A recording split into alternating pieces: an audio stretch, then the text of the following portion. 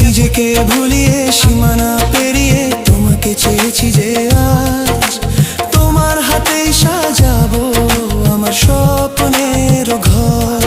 আমি তোমার প্রেমে পড়ে দুনিয়া ভুলে গেছি, তোমার ওই মায়াবী হাসি আমি দেখতে ভালোবাসি।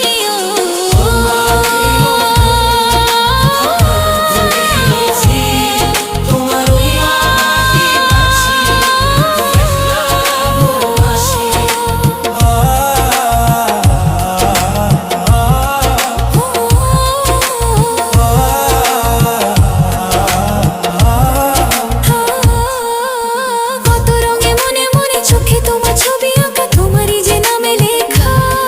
তুমি ছাড়া আর তো কিছু নেই, তুমি ছাড়া আর তো কিছু নেই, তুমি ছাড়া তো কিছু নেই। আর একবারই কিন্তু পুরো রসটা দেওয়া যাবে না, কারণ যদি আপনি একবারই দিয়ে ফেলেন তাহলে কিন্তু এটা সফট হয়ে যাবে বা খুব বেশি সুইট হয়ে যাবে। আর এখানে আমি রসের পরিমাণ দিয়েছি 250 থেকে 300 গ্রাম। এটা নির্ভর করবে আপনি কতটুকু মিষ্টি খেতে পছন্দ করেন। যদি আমি এখানে সাদা ভাপা পিঠা করতাম তাহলে রসের পরিবর্তে পানি ব্যবহার করতাম।